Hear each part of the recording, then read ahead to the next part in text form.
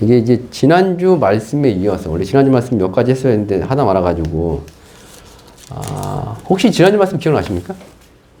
저도 기억 안 나는데 기억나실 리가 없을 거고. 자, 지난주 말씀이 뭐였냐면, 생명 얻는 회개라는 말씀이었습니다. 생명 얻는 회개. 결국 생명 얻는 회개가 무엇입니까? 성령이었습니다. 성령이었습니다. 성령. 이 사람이 정말 영생에 이르도록 제대로 회개했느냐? 어쨌든 우리가 회개해야 되겠죠. 하나님께로 돌아가야 됩니다. 천국으로 돌아가야 됩니다. 근데 이 사람이 정말로 하나님께로 돌아왔느냐? 자기 잘못을 뉘우치고, 이제 회개가 뭐라고요? 회개가 회개는 단순하게 잘못했습니다라고 고백하는 것이 회개의 끝이 아닙니다. 그거 아니에요. 뉘우칠 자에 개는 고칠 개거든요. 회개는 결국 뭐냐면 다른 삶을 살아야 되고 다른 길을 가야 되는 거예요. 회개는요. 쉽게 설명하면 내가 지금 지옥으로 가는 길을 가고 있다가 회개는 뭐예요? 뒤돌아서 어디로 가는 길을 가야 되는 거예요? 천국으로 가는 길을 가야 하는 그게 회개예요. 당연히 이제 멀리 왔으면 돌아갈 때 멀리 가야 되고 힘들 수도 있겠지만 어찌됐건 뭐냐면 회개는 방향이 바뀌는 겁니다. 지옥으로 가던 방향이 천국으로 가는 방향으로 바뀐 거예요. 이게 달리 말하면 이제 하나님 뜻대로 살기 싫던 사람이 바뀌어서 뭐요? 하나님 뜻대로 살고 싶은 사람으로 바뀌는 거예요. 그게 진정한 회개입니다. 생명을 얻는, 영생을 얻는 회개. 이 사람이 혹은 이제 지난번에 잠깐 봤던 이제 고넬료의 가족과 친구들이, 고넬료라는 사람의 가족과 친구들이 천국에 들어갈 만한, 영생을 얻을 만한 진정한 회개를 했다라고 인정했단 말이에요. 그들이 이방인임에도 불구하고요. 뭘 보고서? 성령을 보고서. 그게 뭐냐면 성령이 결국 뭐라는 거예요? 영생의 길이다라는 얘기예요. 성령 받았으니 반드시 어디 간다? 천국 간다. 그래서 이제 그걸 보고서, 성령 받은 것을 보고서, 그래서 이제 그 제자들이, 베드로와 그 제자들이 뭐 했습니까? 세례를 줬다고요. 믿고 세례를 받으면 구원을 얻는 겁니다. 예수를 믿고 세례를 받으면, 그래서 이제 세례만 받고 믿음은 없으나, 그럼 약간 애매해지긴 하는데, 중요한 건 믿고 세례를 받으면 구원 얻은 겁니다. 근데 이 사람이 정말 믿었느냐, 안 믿었느냐, 예수를 정말 믿고 있냐, 믿지 않느냐를 뭐로 판단했다고요? 성령으로 판단했다고요. 그래서 세례 못 줄 이유가 뭐 있냐. 굳이 이 사람이 성경 많이 가르쳐가지고 그런 어떤 과정을 그거 필요 없다. 이 사람은 예수 믿는 사람이다. 척 가는 사람이다. 뭘 보고? 성령을 보고서요. 그 성령 받은 거 어떻게 알았느냐? 이 사람들이 뭐 했다고요?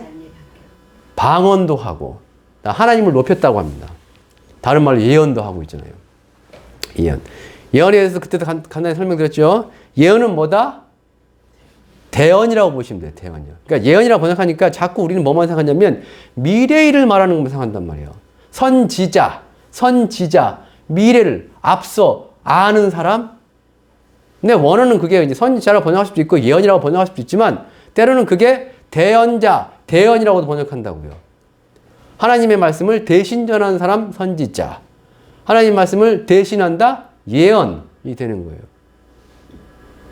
그러니까 성령이 임하시면 구약 시대나 지금 마찬가지입니다. 선지자들이 예언할 수 있는 이유가 뭐냐면 하나님 뜻을 먼저 알고 그의 계획을 먼저 알고 예언할 수 있는 이유가 뭐냐면 방법이 뭐냐면 그들에게도 성령이 임하셨기 때문이었어요. 성령이. 내가 말세에 내 영을 모든 육체에 부어주리니 사도행전 2장 말씀이거든요. 그때 어떤 일이 벌어져요? 너희의 자녀들은 예언할 것이고 그래요.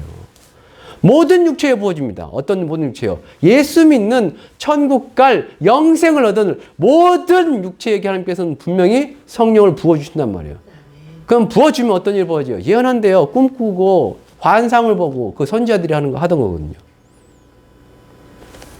자, 어찌됐건 성령 반드시 성령을 받아야 되고 성령을 받은 것이 생명 얻는 회개의 증거가 됐다라는 게 지난주 말씀이었어요. 이번 주 말씀은 뭐냐면 자, 사도행전 10장에 가면 10장 1절부터 보면 그럼 이 고넬료라는 사람 그리고 그 고넬료의 이제 가족들 혹은 고넬료의 친구들 자, 먼저는 어떻게 보면 이 고넬료라는 사람 때문에 어쨌든 그 친구들과 가족들이 전도된 거거든요. 전도된 거란 말이에요. 10장 1절, 그 고넬료라는 사람이 어떤 사람인가? 1절, 가이사랴에 고넬료라 하는 사람이 있으니 이달리아 부대라는 군대의 백부장이라고 합니다. 백부장은 100명의 군사를 거느린 장교입니다. 장교. 센트리온이라고 하죠. 장교입니다. 그리고 어떤 부대냐면 이달리아라고 되어 있습니다. 이달리아가 어떤 나라예요? 이탈리아입니다. 그 당시 로마 제국. 지금 이탈리아. 그 부대, 그러니까 이 사람은 뭐냐면 그 아브라함의 후손 할례 받은 하나님의 백성이 아니던 자예요. 아니던 자입니다. 그냥 우리가 따지면 이제 그 일본군 장교 일제시대 같으면 우리나라 사람이 아니고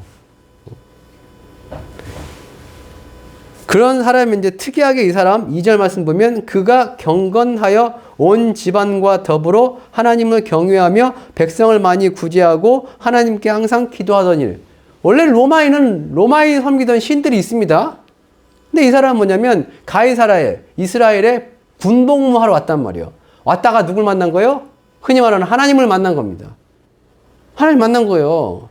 하나님 직접 보진 않았겠지만 만났습니다. 그래서 이 사람은 하나님을 만났고 하나님을 믿었습니다. 여기서 뭐라고 하니? 경건하여, 그 다음에 하나님을 경외하며라고 되어 있잖아요. 그 당시 이제 이방인들이 원래 하나님의 백성이 아니던 이방인들이 하나님을 믿으면 그들을 가리켜서 뭐냐면 하나님 경외자라는 표현을 썼습니다. 그런 의미일 수도 있고 진짜 이 사람은 하나님을 경외하는 사람일 수도 있고. 자, 근데 이 사람이 하나님을 경외하고 경건했답니다. 경건이 이제 중간에 전에 이제 주중에 이제 말씀도 나오긴 했었지만 경건이 뭐예요? 경건? 성경을 보시면서 뭐냐면 거룩, 경건, 경건. 자, 거룩이 뭐고 경건은 뭐예요? 딱히 이제 규정하거나 정의들이 좀 애매하긴 한데 어쨌든 그렇죠? 거룩이 뭐예요? 거룩. 경건은 뭡니까? 자, 거룩은 순 우리말입니다.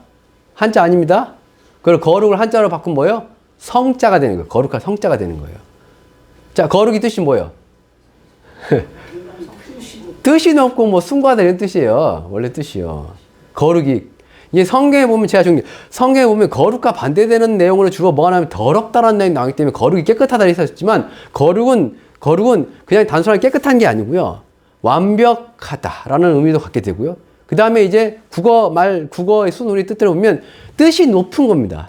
그러니까 원래 인간은 저 밑에 있고 원래 인간은 세속적이고 원래 인간은 땅에 속하고 근데 거룩이라는 건 뭐예요?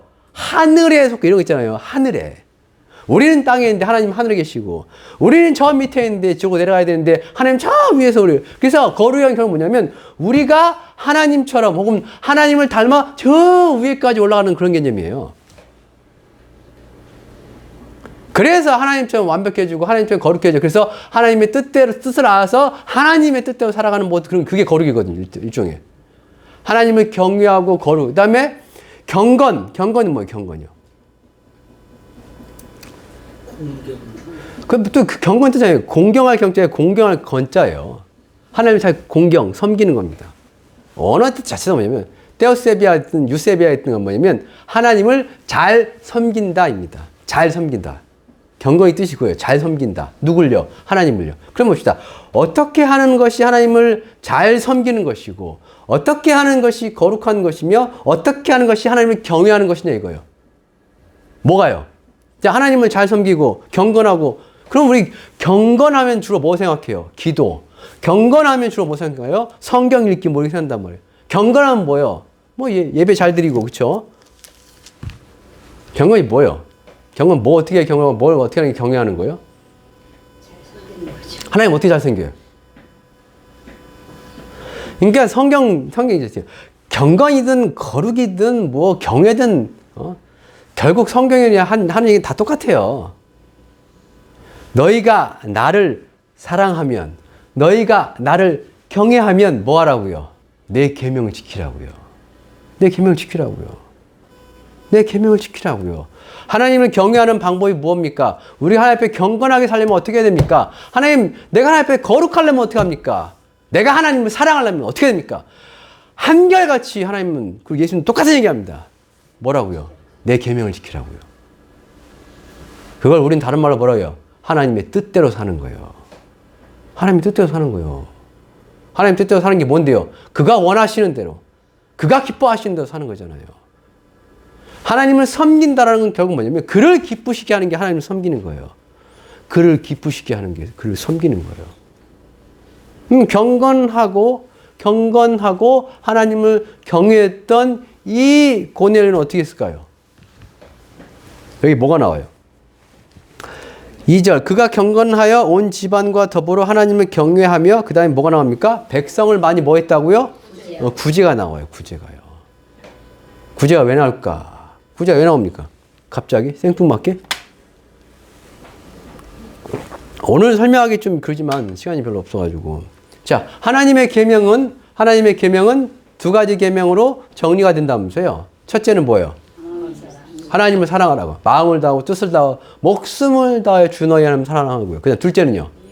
내 이웃을 내 자신같이 사랑하라. 근데 내 이웃을 내 자신같이 사랑하는 거 안에 이 구제가 들어가요. 구제가. 전에 말씀드렸잖아요. 11조도 일종의 뭐다라는 거예요. 구제라고요. 왜 11조가 구제가 되지? 당연하게 단순하게 얘기해. 우리가 모든 것이 하나님께로서 왔으니 그 중에서 이제 10분의 1을 하나님께 믿음으로 드리는 거지, 그지? 근데 원래 취지가, 11조의 취지가 뭐였어요? 이스라엘 백성은 몇 개의 지파가 있습니까? 12개의 지파가 있습니다. 근데 그 중에 한 지파는 뭐예요? 오직 하나님의 일, 하나님의 장막에서만 일을 합니다.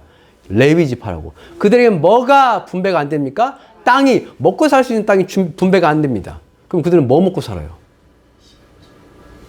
그럼 장사하고 먹고 살아야 되나? 하나님이 일을 하는데요. 그래서 나온 대안이 뭐였어요? 그게 11조예요. 나머지 11지파가 뭐 하는 거예요? 10분의 1 걷어서 뭐요? 이 레위 지파와 나눠 쓴 겁니다. 나눠 쓴 거예요. 그게 이제 11조예요. 그 다음에 이스라엘 백성 또 뭐요? 제가 있죠.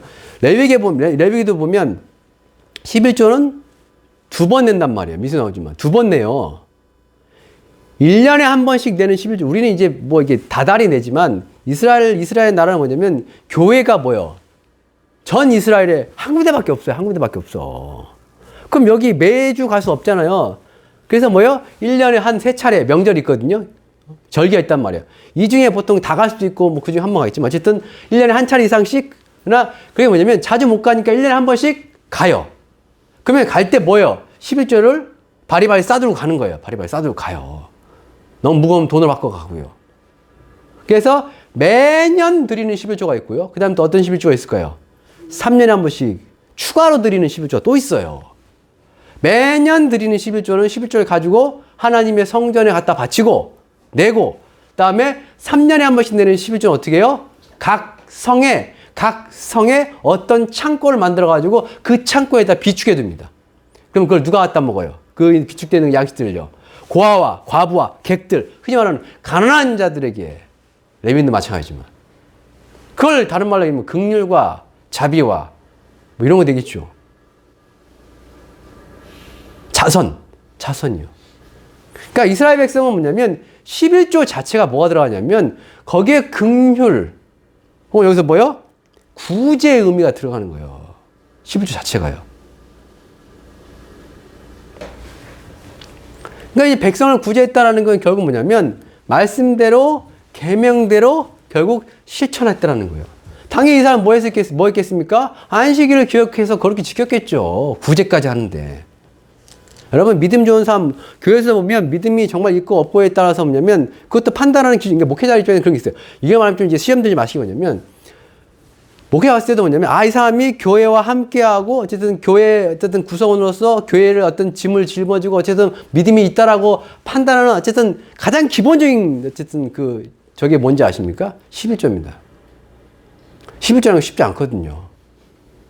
생각보다 쉽지 않아요. 내 소득이 10분을 띄어가지고 교회가 난다는 게 생각보다 쉽지 않습니다.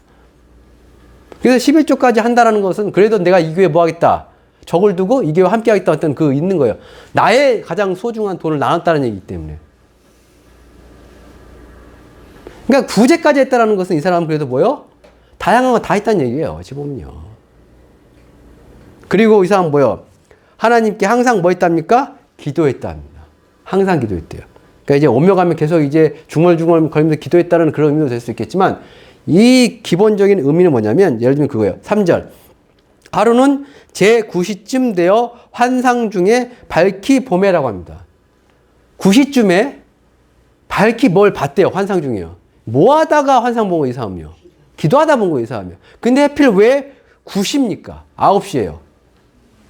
예, 9시라니까 무슨 저녁 9시, 아침 9시 나가시는데 9시가 그 시가 아닙니다. 그 당시 로마는 뭐냐면 해가 뜰 때부터 해가 질 때까지를 12시간으로 나눠가지고 그래가지고 보통 뭐냐면 3시면 보통 오전 9시고요. 6시면 하여튼 보통 12시가 정오 12시가 되는 거고요. 9시면 오후 3시쯤입니다. 근데 이제 사도행전에 보면 3시, 6시, 9시가 나와요. 자꾸. 그리고 그때 자꾸 뭐 하냐면 베드로 나오면 기도 같은 거 하거든요. 3시, 6시, 9시. 우리로 따지면 아침 9시, 오전 12시, 오후 12시, 그 다음에 뭐요? 오후 3시. 뭐 한 거야, 지금? 기도했죠? 왜 그 시간에 기도해, 근데? 왜 그 시간에 기도해요? 아무 때 하면 되지. 내가 내 편할 때 그냥 아침 인한테 기도하면 되고, 자기 전에 기도하면 되지. 왜 하필 3시, 9시, 3시, 6시, 9시예요? 선생님 기억 나오거든요, 그게요. 왜요? 그때가 무슨 시간이에요? 기도 시간입니다. 어디서 기도하는 시간이 그거예요? 그거 성전에서 기도하던 시간이고요. 예루살렘 성전에서요. 그러니까 예루살렘 성전에 딱 뭐가 있어요? 기도 시간이 있는 거예요. 9시. 그 다음에 3시, 6시, 9시에 성전에서, 교회에서 기도 시간이 있는 거예요. 그거에 맞춰서 기도했다는 얘기, 이 사람이요. 자, 기도했습니다. 환상을 봤습니다.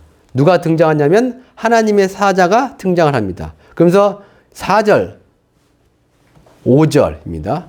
고넬료가 주목하여 보고 보고 두려워 이르되 주여 무슨 일이니까? 천사가 이르되 내 기도와 구제가 하나님 앞에 상달되어 기억하신 바 되었으니 5절.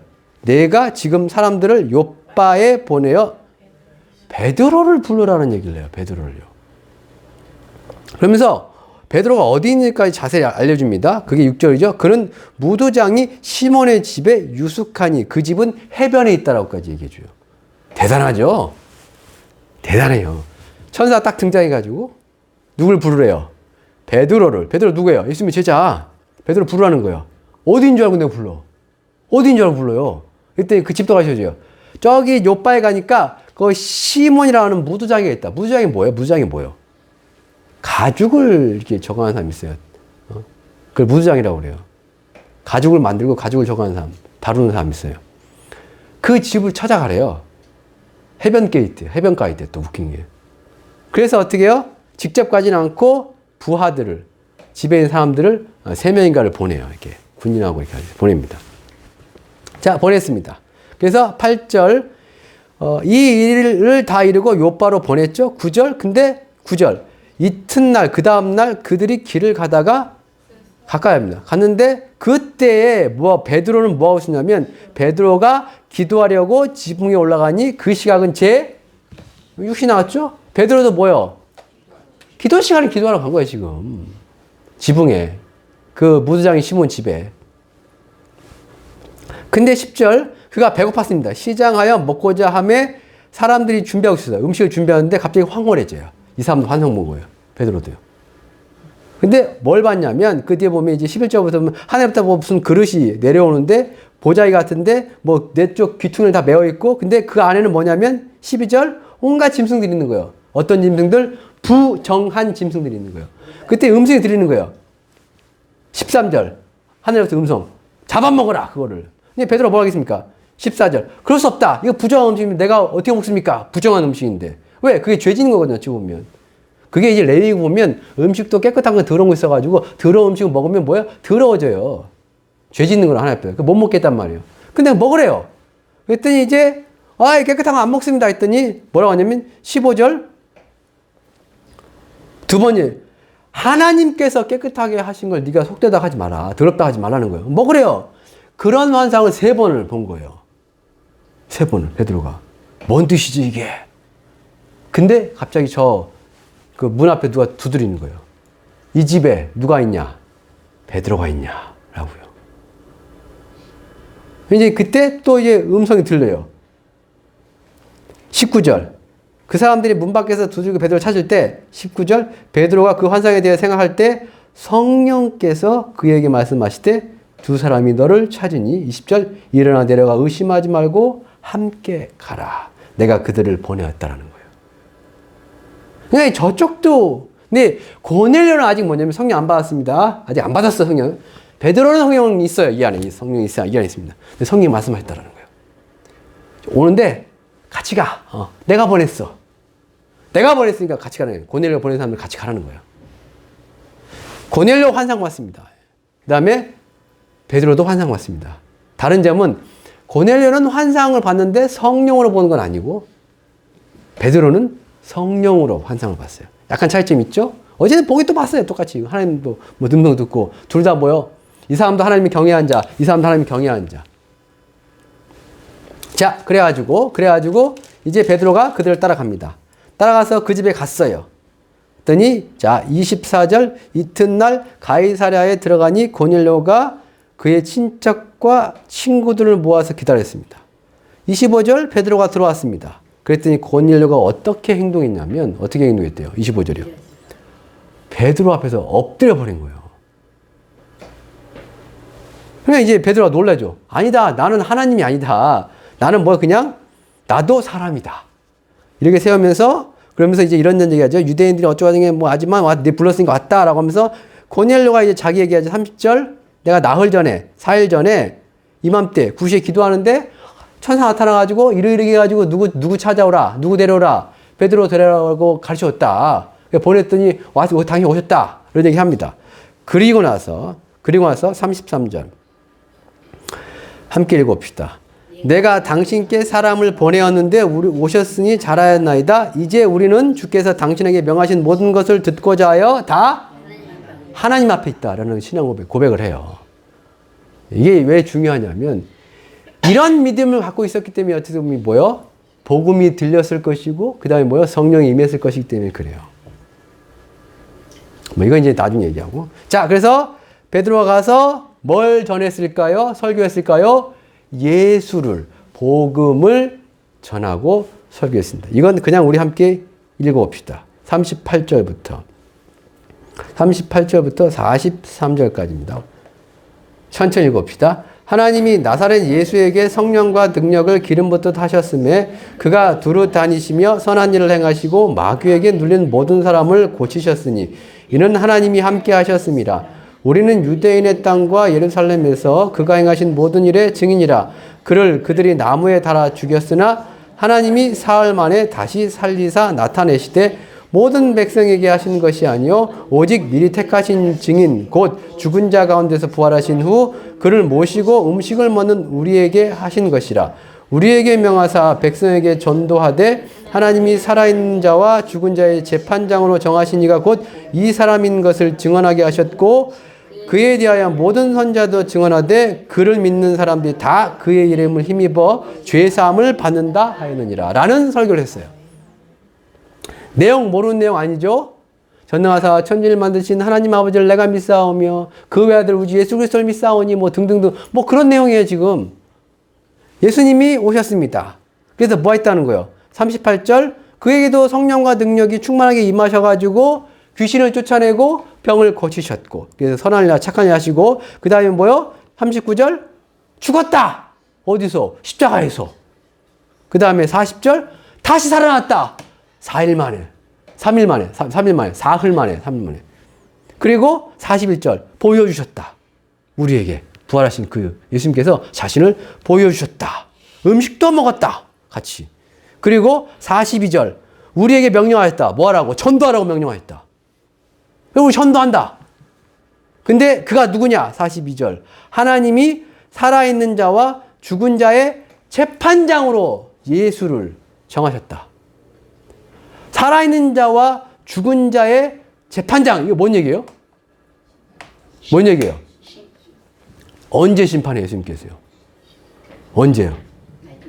마지막 때, 마지막 날에. 자, 있죠? 이거 결국 뭐하고 연결돼요? 그리고요. 부활하고 연결돼요. 자, 예수님이 3일 만에 부활하셨죠. 그리고 그 부활하신 몸을 나타내셨죠. 하늘로 올라가셨죠. 올라가신 다음에 뭐라고 했어요? 내가 다시 올 것이다. 다시 오면 어떤 일이 벌어지죠? 예수님께 다시 오시면요. 다시 올리면 성벽을 부으시고. 자, 부활, 제가 말씀드렸어요. 부활은 크게 2번의 부활이 있다고요. 총 3번의, 고린도 15절 말씀 보면 총 3번의 부활이 있습니다. 첫 번째 부활은 뭐예요? 예수의 부활. 부활이 천년입니다. 두 번째 부활은요? 의인의 부활이 있습니다. 예수님이 공중에 딱 등장하시면 흔히 말하는 휴거하는 거 있잖아요. 끌어올려. 공중으로, 하늘로 끌어올리는 거예요. 근데 끌어올릴 때, 어제도 그 얘기해야 돼. 난감한 무슨 교단에 무슨 그 얘기하죠. 공중으로 우리가 변해가지고 끌어올리는 그런 거 없다고 뭐 이런 식으로 얘기하는 그런 휴거, 부활, 뭐 이런 얘기하는 목사님. 되게 잘했다. 우리가 이제 성경 부활도 그렇고 휴거도 그렇고, 그러니까 왜냐하면 자꾸 이런 거에 맞지 그 이상한 이단들이 휴거 가지고 장난쳐가지고 그래요. 자, 공중에 예수님이 나타나요. 그 분명히 성경에 끌어올린다고 했잖아요. 그걸 휴거라고 했잖아요. 끌어올자, 끌유자에다가 원래 잡을자지만 끌유자에다가 들것자 써가지고 한자. 그러면 우리가 이제 이 몸 가지고 공중으로 올라갈 수 있어요? 그냥? 어떻게 올라가요? 떨어지지. 중력의 영향을 받아가지고요. 그래서 어떻게 한다는 거예요? 고린도 15장에서 변한다고요. 어떤 몸으로요? 부활의 몸으로 예수와 똑같은 그 몸으로 변해서 어떻게 한다는 거예요? 올라간다라는 거예요.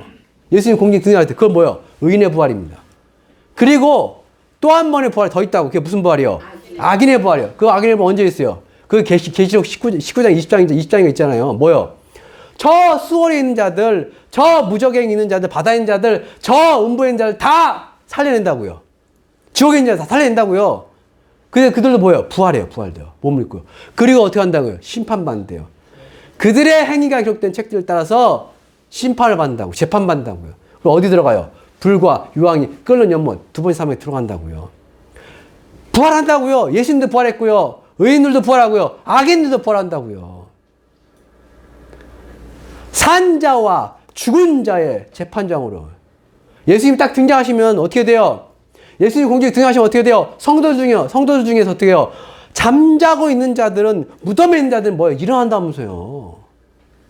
그리고 데살로니가서 사역 말씀처럼 우리 살아남은 자들은 어떻게 해요? 살아있는 자들은 변해서 올라간다고요.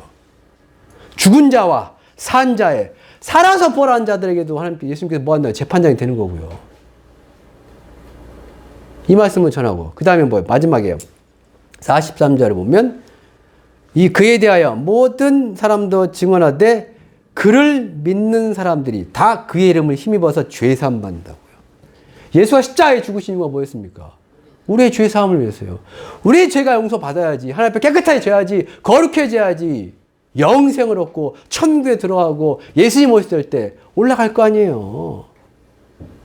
모르는 내용 아니잖아요. 뭐 맨날 하는 설교 내용인데. 근데 신기한 건 뭐냐면 고넬료와 그와 함께 있던 사람들에게, 베드로에게 우리가 여태까지 들었던 그 말씀들, 맨날 설교 시간에 오고 성경 보면서 들었던 이 말씀을 그냥 그대로 전했는데 뭔가 다른 점이 어떻게 보면 있었던 게 뭐예요? 그들에게 이 말씀을 들을 때 44절, 베드로가 이 말을 할 때 성령이 말씀 듣는 모든 사람에게 내려왔다는 거예요.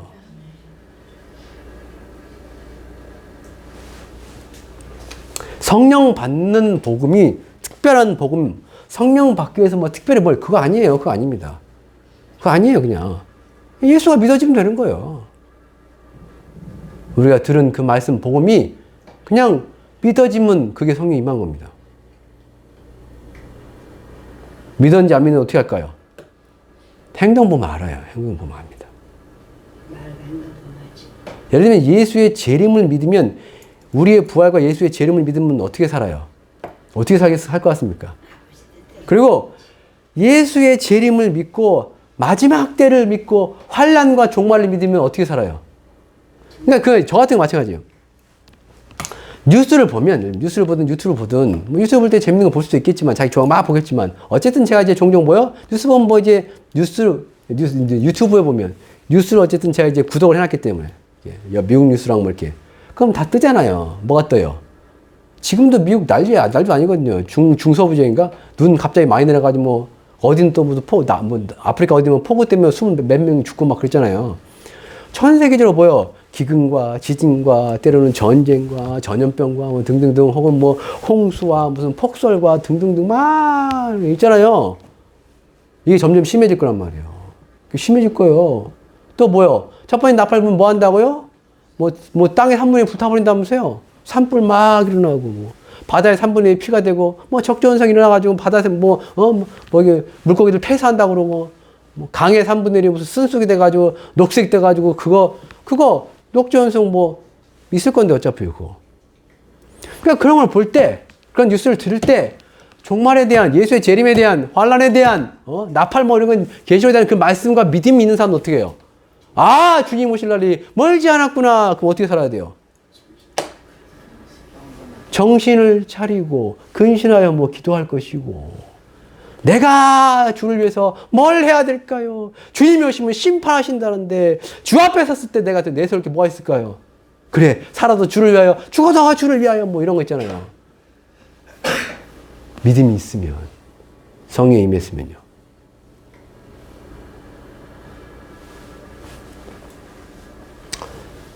말씀을 이제 정리해야 되니까. 자, 고넬료와 고넬료의 가족, 친구들을 향해서 처음에 우리 읽었던 말씀 뭐예요? 그들도 생명 얻는 회개를 얻었다 이거예요. 하나님께서 주셨다 이거예요. 그럼 이 사람들이 정말로 천국에 들어갈 영생을 얻은 그런 증거가 뭐냐? 그 증거가 있기 때문에 세례를 준 거였잖아요. 성령이었다라는 거예요. 자, 오늘 이제 10장 1절부터 보면 그러면 고넬료라는 사람은 어떤 사람이었어요? 분명히 그 사람은 뭐요? 경건한 사람이었습니다. 하나님을 경외했던 사람입니다. 그래서 뭐요? 구제도 했던 사람이에요. 그 율법을 지켰던 사람이잖아요. 할례를 아직 안 받았다 치더라도 계명대로 살던 사람이에요. 그 사람이 그의 구제와 기도를 받으셨다고요. 그래서 어떻게 했다고? 그 다음에 어떻게 해요? 자, 그는 경건했습니다. 말씀을 지켰습니다. 하나님을 섬겼습니다. 야, 잘됐다. 됐다. 그 정도 했으면 너 처음 올 거야. 왜? 너 착하게 살았으니까? 너 하나님을 경외했으니까? 율법을 말씀을 지켰으니까? 그래. 그러면 그 정도면 너 천국 와. 괜찮아? 그래서 오늘 죽어는 천국 올 거야. 라고 그에게 믿음에 대한 확신을 주신 게 아니고 뭐였어요? 아니, 다시. 결과적으로 성경 좋지만 아까 환상 봤을 때, 제9시에 이제 고넬료가 환상 봤잖아요. 그때 뭐 했어요? 성령 보여줬습니까? 보세요. 그때 성령 보였어요? 안 보였죠? 안 보여주고 뭐 했어요? 아니, 경건하게 살았는데, 부어주면 되지. 그때 기도하고 있는데, 혼자 기도하고 있을 때 주면 어때? 성령 부어주면 되잖아요. 안 줬죠? 왜 안 줬어요? 왜 안 줬을까요? 아니라니까, 그거 아니라니까요, 지금. 자꾸 놓치는 게 있어요. 자꾸 누굴 데리고 오래요? 왜 베드로를 데리고 오라겠을까요? 복음을 들어야 되니까. 그쵸, 이거요. 복음 안 들으면, 예수에 대한 복음 안 들으면, 뭐 안 되나? 그것도 있고요. 또, 우리가 놓치고 있는 게 있어요. 마태복음 16장에 보면, 예수님께 이제 베드로가 이제 주는 그리스도의 살아계신 하나님의 아들이었더니 뭐 바요나 시몬아 내가 뭐 복이 있다 어쩌고 하면서 예수님께서 진짜 엄청난 걸 베드로에게 줍니다. 뭐 줘요? 내가 너한테 천국 열쇠를 준다고요. 그래서 교황이 갖고 있는 게 아니고요. 그래서 뭐예요? 음부의 권세가 이기지 못할 것이다고. 네가 땅에서 매면 하늘에서 매일 것이고 땅에서 풀면 하늘에서 풀릴 거라고요. 베드로라든가 요한이라든가 이런 사람들 가르쳐서 뭐라고 그래요? 뭐라고 그래요? 사도라고 하죠. 사도의 뜻이 뭐예요? 보내심 받은 자. 하여금 사자에 무리도자예요. 심부름꾼입니다. 심부름꾼이요. 사도요. 원래 뜻이요. 보냄을 받은 자들이에요. 예수의 보냄을 받은 자. 뭘 들고 갑니까? 그들이요. 예수의 말씀. 예수를 들고 가잖아요. 복음을. 그리고 그들이 복음을 전할 때 그들이 안수할 때 누가 임해요? 성령이 임하잖아요.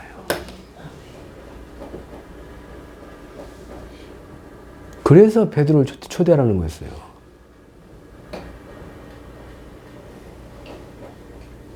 그래서 교회 나와야 되는 거예요. 성령 받으려면. 어찌됐건 뭐요? 하나님께서 교회 며칠 세우시거든요. 하나님 교회 며칠 준단 말이에요. 사도도 주시고 선자도 주시고 복음 전하는 자도 주시고 목사인 교사도 주고 그래서 목회자들 말씀도 전하고 안수도 주는 거예요. 근데 성령이 꼭 무슨 목회자들이 그 해야지만 그건 아닐 수 있지만 그런 하나님께는 뭐예요? 복음을 전하는 자를 세웠잖아요. 그 복음을 어떻게 받아들이면요? 고넬료가 그랬잖아요. 우리가 누구 앞에 있다고요? 하나님 앞. 베드로 앞에 있는 거지. 베드로 앞에서 지금 복음을 들라 하는데 설교를 들라 하는데 우리가 뭐요? 하나님 앞에 있다고요. 하나님께서 예수께서 주께 당신이 주신 말씀을 듣고자 하여 우리가 하나님 앞에 있다고요. 그러니까 그 마음가짐, 그것도 이제 하나님의 은혜겠지만 하나님의 섭리고 들을 때 성령이 임한 거예요. 이 말씀을 이 말씀을 마무리할 텐데 그러면 이거 생각하죠. 우리가 이제 교회를 다닙니다. 계명도 지킵니다. 근데 성령이 없습니다. 어떻게 될까요? 이게 애매해지는 거예요. 애매해지는 거예요.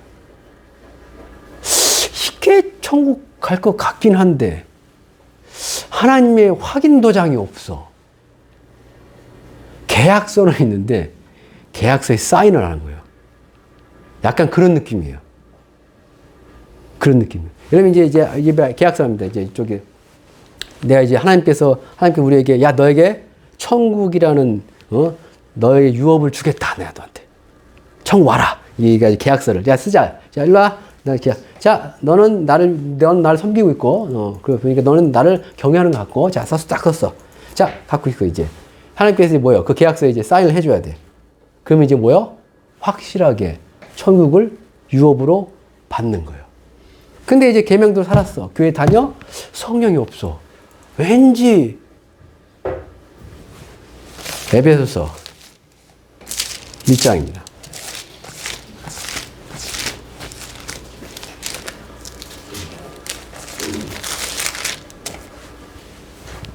에베소서 1장 13, 14절입니다.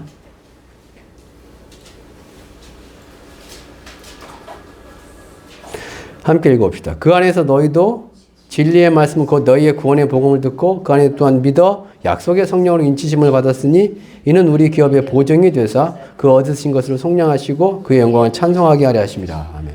여기서 이제 인치심과 14절 보증이라는 단어가 있습니다. 인치심과 보증입니다. 우리가 영생을 얻고 생명 얻는 회개, 천국에 들어가고 그 다음에 영원한 하나님의 나라에 들어가는 그 과정이 있고요. 길이 있습니다. 그냥 대충 살다가 아무렇게 죽으면 천국 가는 게 아닙니다. 여기서 뭐요? 진리의 말씀을 즉 구원의 복음을 듣고 믿고 했죠. 그래서 믿고 세례 받는 거란 말이에요.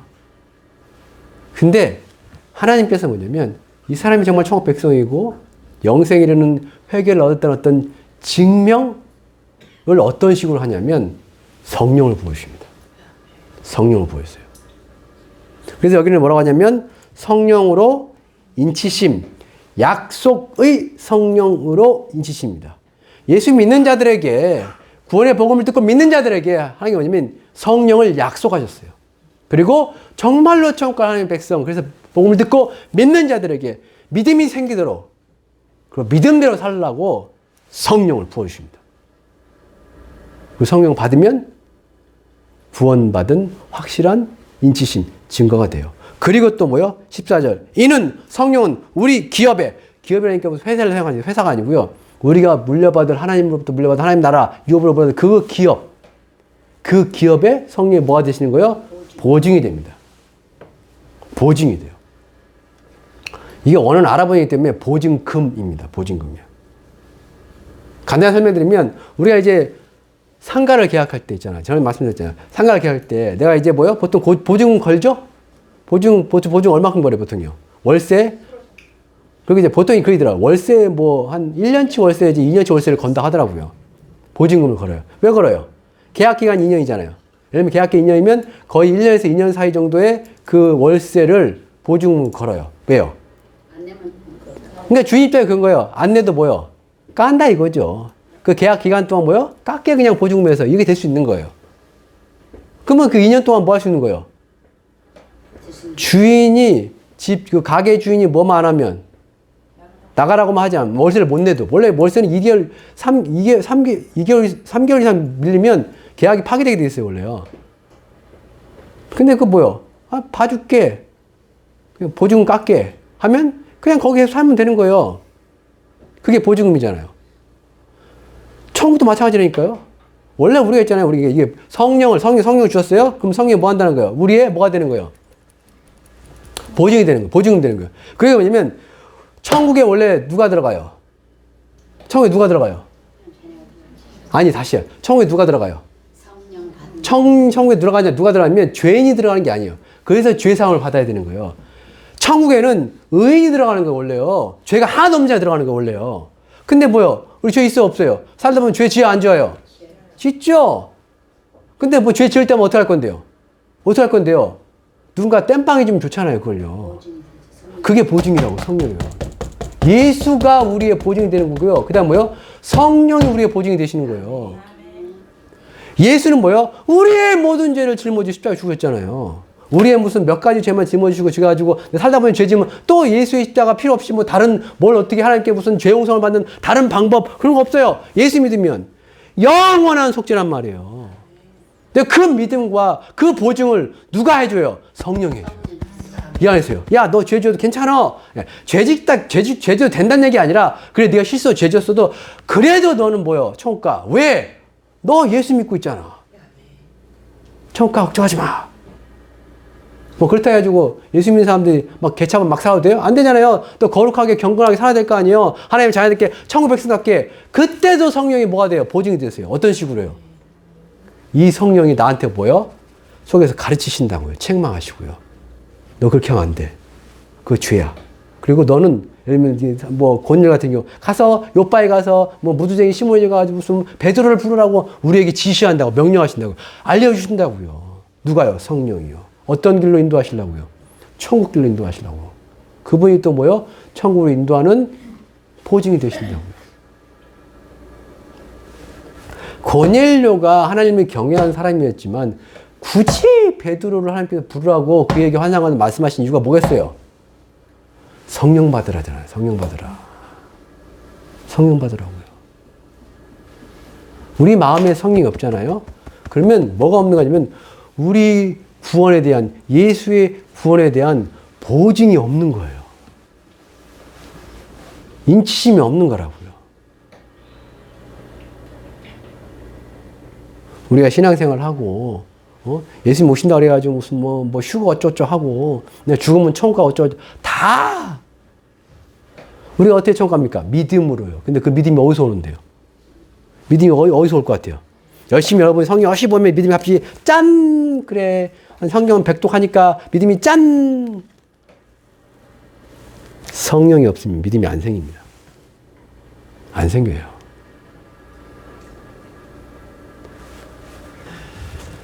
그래서 성령을 위해서 고넬료 보고 베드로 불러오라고. 베드로는 뭐 우리에게 뭐 이상 뭐 되게 어려운 말씀 전했습니까? 베드로가? 아니죠.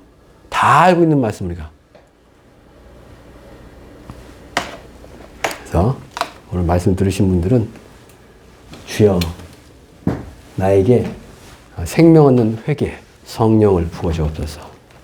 성령을 받은 성령이 그 안에 예수를 믿음으로 성령이 이 안에 있는 분들에게는 주여 성령님 나를 인도하옵소서.